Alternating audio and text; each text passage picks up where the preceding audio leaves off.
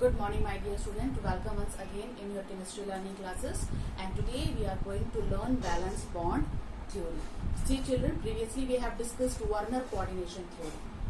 And in that theory we have learned that Werner has described the bonding in coordination compound. But children, this theory couldn't explain some of the basic questions like why only some element possesses a remarkable property of formation of coordination compound. Second is the bonding in coordination compounds are directional in nature. What is the reason behind it? And third one is what is a reason regarding optical properties or magnetic properties of this coordination compound. Okay, so many of the approaches come forward to explain the nature of this coordination compound, like valence bond theory, CFT, crystal field theory is there, ligand field theory, and fourth one is molecular orbital theory. But in the present class we will focus only for the two theories. First is valence bond theory and second is crystal field theory. We will see the what are the main assumptions regarding the nature of this coordination compound is explained by valence bond theory and CFT. Okay, we will see the elementary attention of CFT and valence bond theory. So here see children, valence bond theory, what are the main assumption of this theory? See children, here we all are discussing about the coordination compound. What is coordination compound? From the very starting of this chapter we are discussing that coordination compound comprises of central metal ion and second is ligand. Okay, so here the coordinate bond formation takes place between central metal ion and the ligand, and you all are knowing ligand have a tendency to donate a pair of electron in the vacant orbital of central metal ion.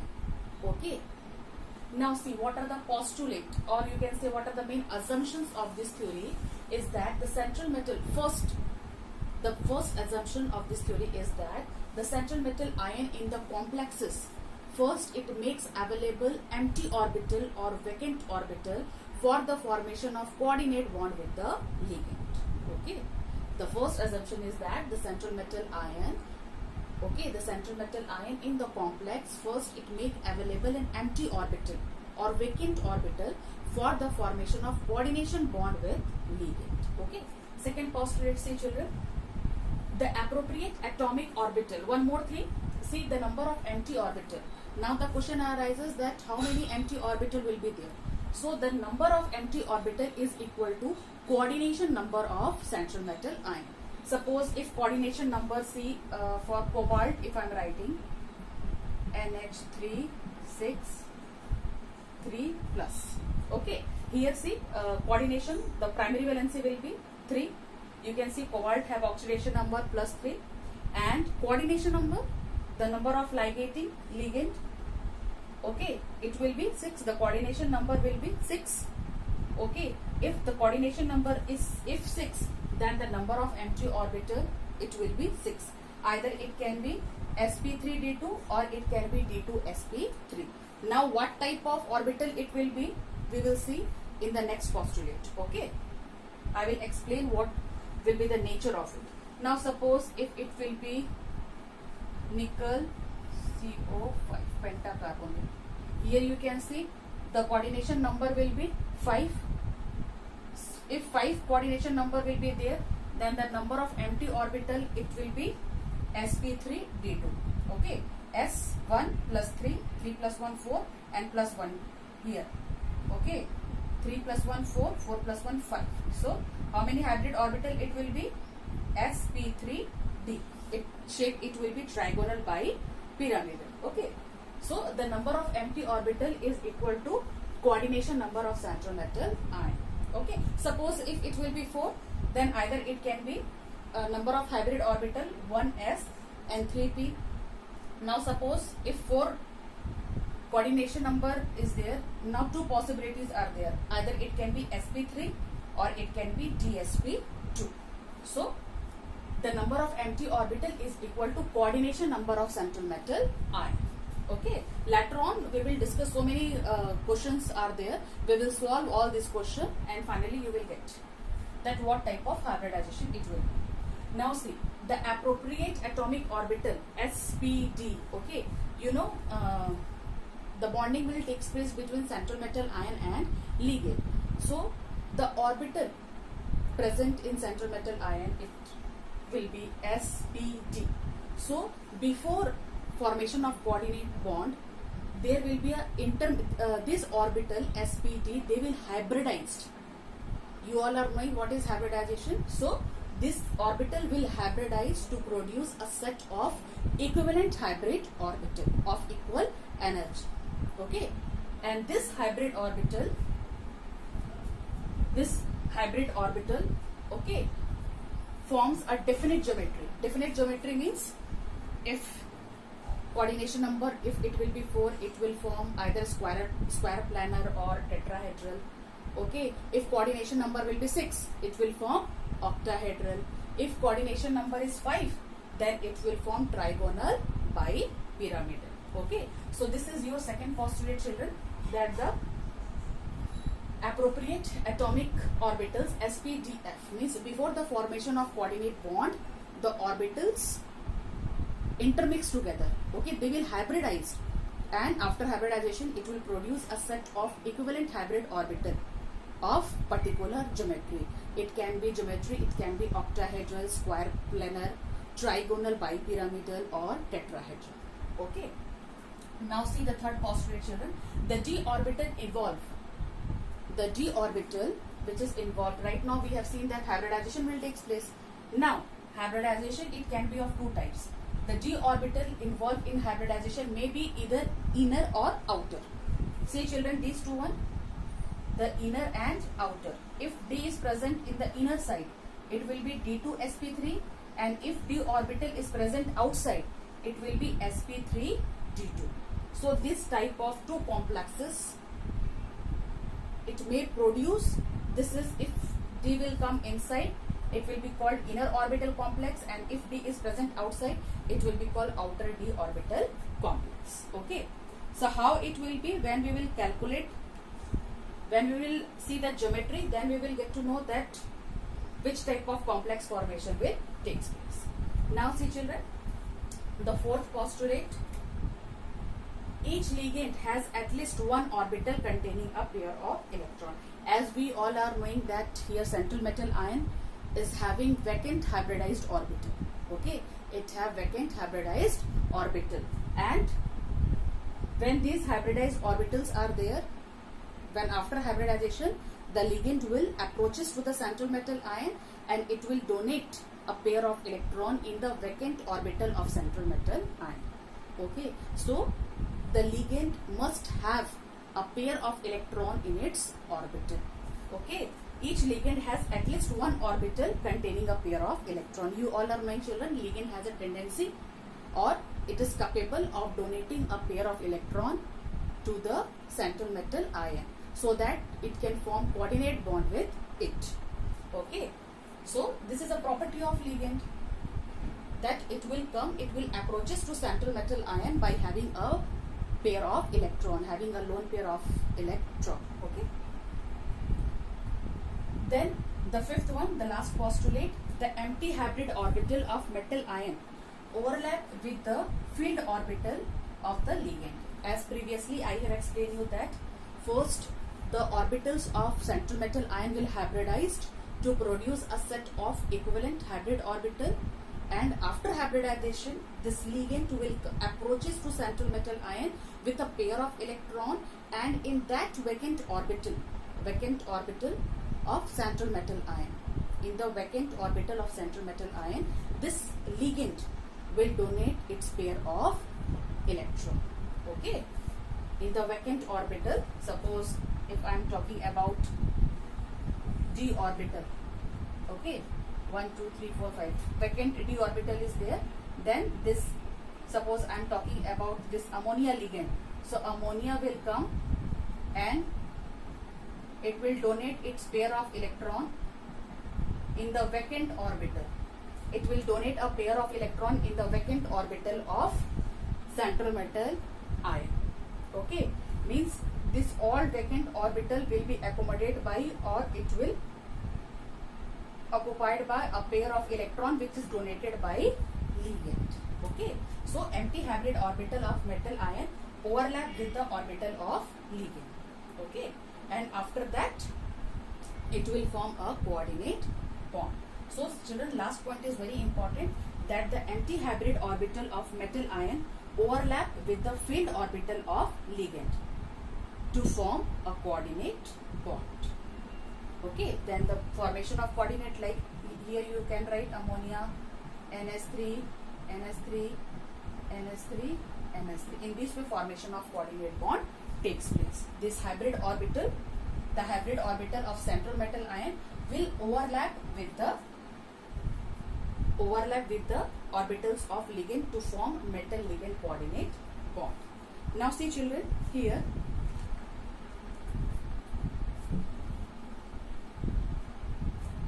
now see, if the coordination number will be 4, then either it can form sp3 hybridization or dsp2.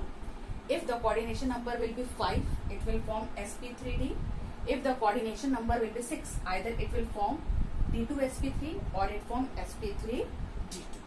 Okay, so these all are the assumptions, main assumptions of this theory. Okay, in this we have discussed all the postulates one by one. The last one is very important, where the empty hybrid orbital of central metal ion will overlap with the filled orbital of the ligand. Okay, where ligand will donate a pair of electron to the vacant orbital of central metal ion. As a result of that, coordinate bond formation takes place. And here coordinate bond formation will takes place between metal and ligand. Okay, it will be something like that. Suppose if I am talking about octahedral, you all are knowing octahedral, ligand, ligand, ligand, ligand, ligand, ligand. They will form coordinate bond. They will form coordinate bond with central metal ion. They will approaches to the central metal ion by a pair of electron, and the empty orbital of central metal ion will accommodate or occupy a pair of electron donated by the ligand. Okay, so this here I have written it for octahedral complexes. This is the structure of octahedral complexes. So these are the assumptions, the main assumptions of this theory. Okay children, go through it.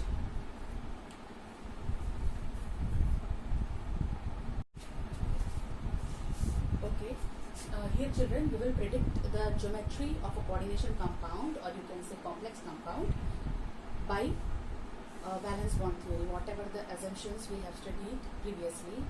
Okay, on the basis of that we will predict the geometry of this coordination compound. And also prior we are having a knowledge of magnetic property also. Magnetic property we can calculate by the use of magnetic moment. Later on I will tell you what is the formula of magnetic moment. So we are calculating, we are predicting the geometry of a coordination compound. Here it is hexaamine cobalt 3 ion. So we are going to predict the geometry of this compound. Dear children, our first work is to calculate the oxidation number of cobalt. Okay, so here ammonia is a neutral ligand, so directly it is a neutral ligand, so the oxidation number it will be +3. So the oxidation number of cobalt will be +3. Now see children, cobalt, atomic number of cobalt is 27. So first we will do the electronic configuration. It will be argon 3d7 and 4s2. Now cobalt is present in +3 oxidation state. +3 means it will lose its 3 electron. So 2 electron will remove from s orbital and 1 electron will be removed from 3d orbit. Okay, as a result you can see cobalt is in +3 oxidation state. 2 electron has been released by s orbital and 1 electron has been released by 3d orbital. Okay, now you can see this step is very important.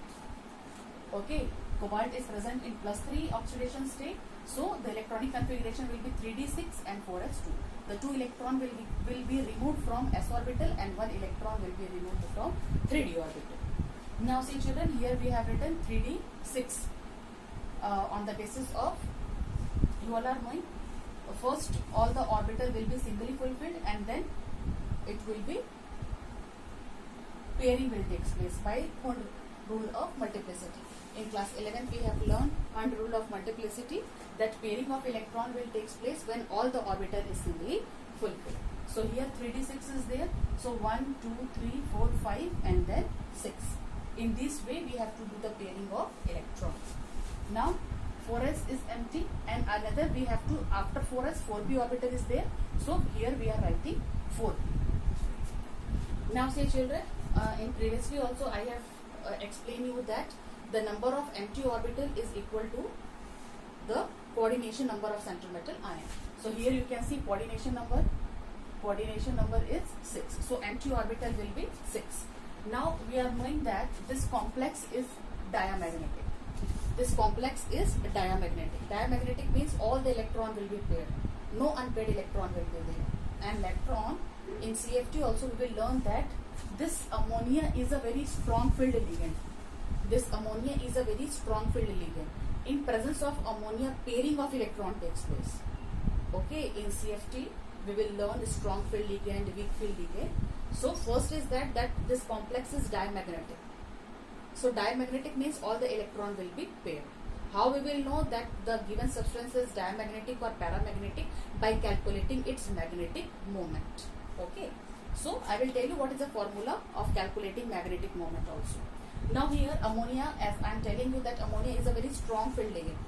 In the presence of ammonia, pairing of electron will take place. Means all these unpaired electron will get paired. So here you can see 1, 2, 3, 4, 5, 6. 6 electrons are there and 6 electron here it has been paired. Now how many orbitals are left here? D2 orbitals. After pairing 2 orbitals will be there vacant, 1s and 3p. Now just remember, recall the fifth postulate, fifth assumption of valence bond theory, that the empty orbital, the empty hybrid orbital of central metal ion will overlap with the field orbital of the ligand. In that way, the formation of coordinate bond will take place between central metal ion and ligand. Okay. So here the 5 vacant hybrid orbital of central metal ion will overlap with the ligand. This all ligand is approaching to the central metal ion with its pair of electron, and all this vacant orbital will be accommodated or occupied by a pair of electron. You all are knowing ammonia. In ammonia, one pair of electron, lone pair of electron is there. So 6 ammonia is there. So 6 pair of electron will be occupied by this 6 vacant orbital. Okay, 6 ammonia coming, this 6 ammonia ligand is coming with 6 pair of electron and it will donate to the vacant orbital of central metal ion. Okay, hybrid orbitals of central metal ion. Now you can see the formation of coordinate bond, how the ligand is approaching to central metal ion with its pair of electron, and how the central metal ion, the empty hybrid orbital of central metal ion is overlapping with the orbital of field orbital of the ligand. Okay, here the formation of coordinate bond you can see children, and after this here you can see how many d orbitals are there. 2 d orbitals, d2 sp3. So what is the hybridization? How many hybrid orbitals are there? 6 hybrid orbital. And what type of complex it is? It is d2sp3. It is d2sp3 and d2sp3. If in the formation of complex children, if inner orbital is used in formation of complex, then it is called inner orbital complex. Here you can see in the formation of complex compound, inner d orbital is used, not outer. Outer means sp3d2. Okay, this is outer because outer d orbital is used, and here it is inner d orbital. Okay, if in the complex formation inner d orbital is used for the formation of complex, then it will be called inner orbital complex. And children, inner orbital complex is also known as low spin complex, because as a result you can see here the pairing of electron takes place. As a result it forms a which type of complex? Low spin complex. So one point we have here discussed that D2sp3 is there, inner orbital. In inner orbital, d orbital is used for the formation of complex. It will be inner orbital complex, and inner orbital complex is also known as low spin complex. Now you can see hybridization, D2sp3 hybridization is there. So if D2sp3 hybridization is there, then the geometry it will be octahedral. Hybridization it is D2sp3. And magnetic properties, children, you all are seeing that all the electrons are paired. There is an absence of unpaired electron. All the electrons are paired. As a result of that, it will be diamagnetic. So all these 4 points are very important for your examination, children. First, this complex compound, it has been provided to you, and it will ask to write geometry, hybridization, magnetic behavior, and which type of orbital complex it is. So here you have to write down all this thing, and then you have to mention geometry, hybridization, magnetic behavior, and inner orbital complex. This is the geometry of this compound, that is hexaamine cobalt 3 ion. Okay. Okay, children. Again, here we will predict the geometry of another coordination compound, that is COF6 3-. Okay. So the first duty is to calculate the oxidation number of cobalt as well as its coordination number also. So coordination number, simply you can see the number of ligand 6 is there. So coordination number of centripetal ion will be 6. Now see, what will be the oxidation number of cobalt? Here, see children, here we can calculate oxidation number. We have assumed that cobalt oxidation number is X plus fluoride ion.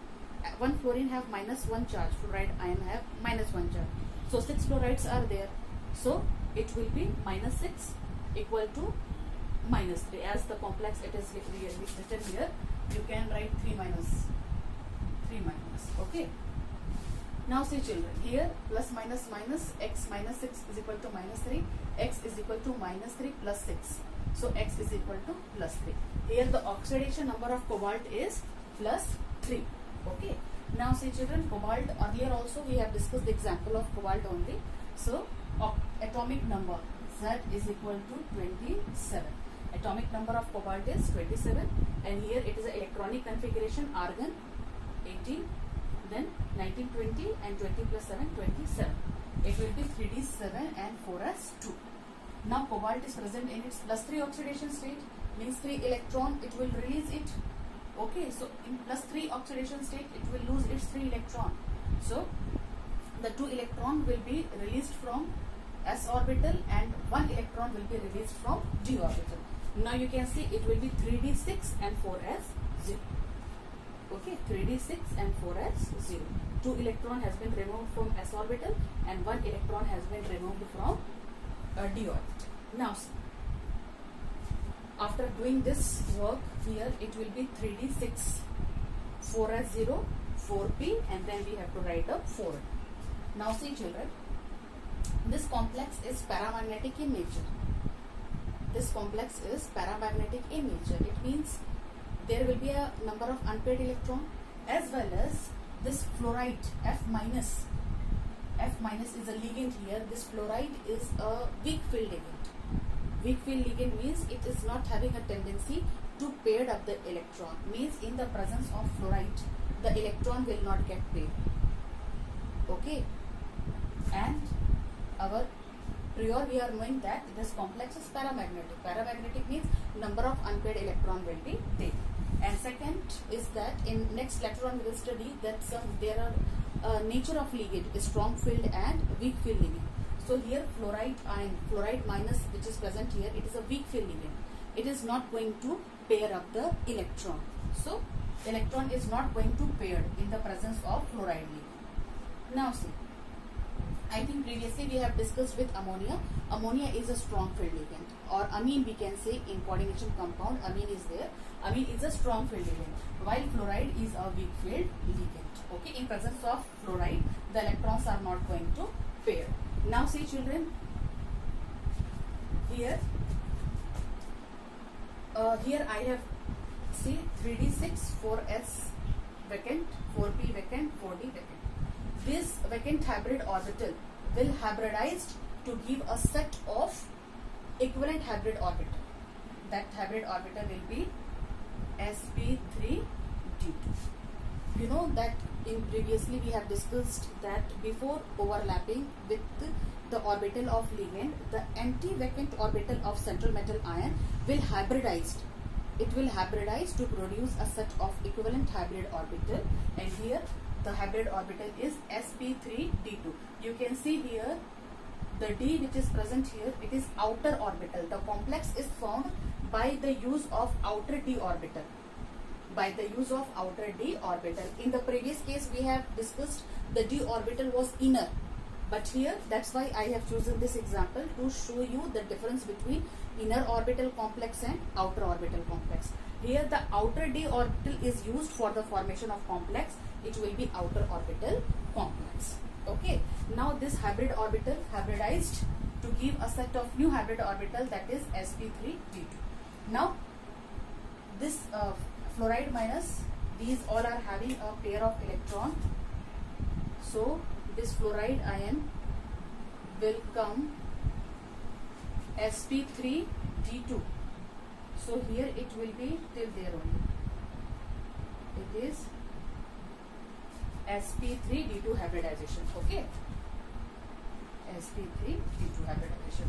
Now just to recall the fifth assumption of valence bond theory, that the vacant hybrid orbital of central metal ion will overlap with the field orbital of ligand to form metal ligand coordinate bond. So here the vacant orbital of central metal ion will overlap with the field orbital of ligand.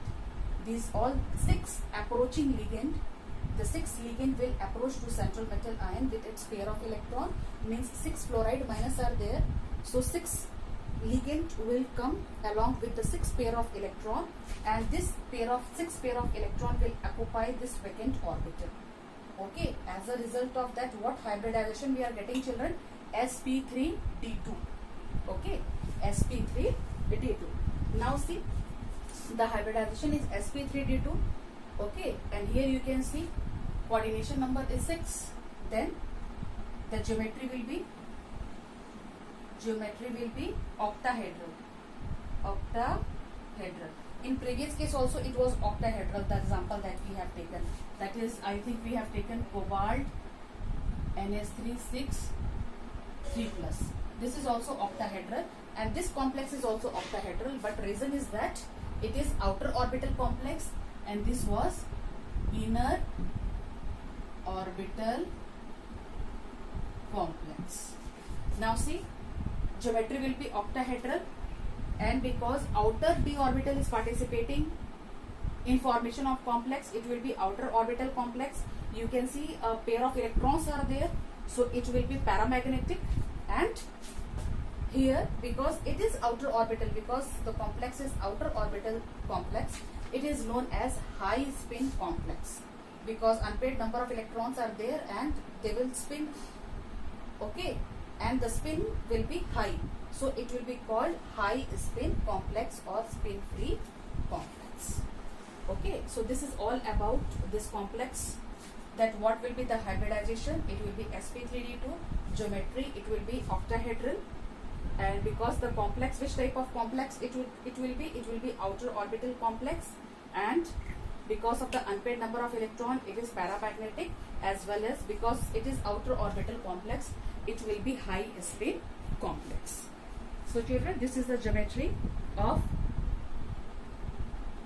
the coordination compound. Later on, children, this valence bond theory, this theory is having a lots of limitation also. Okay, the first point is that this theory has a number of assumptions. Second, this theory could not predict the quantitative interpretation of magnetic properties. It has not given a clear concept, or you can say quantitative interpretation of thermodynamics or kinetic stability of this coordination compound. And this theory has not explained what is the strength of ligand. It has not classified weak field ligand, strong field ligand, as well as this theory has not explained why this coordination compound are colored.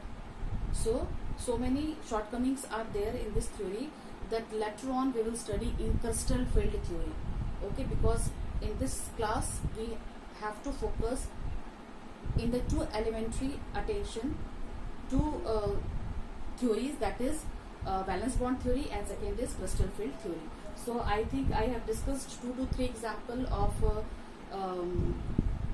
valence bond theory, and now whatever the shortcomings are there in the valence bond theory, we will rectify it in crystal field theory. So next we are going to study crystal field theory. But before that, so many questions are there in your NCERT book. Just solve all this question. Okay, which complex is outer orbital, which complex is inner orbital. So many examples are mentioned in your NCERT book. So just solve all this question. Okay, because it is very important. Hybridization, geometry, magnetic behavior, these all are very important. Okay, thank you.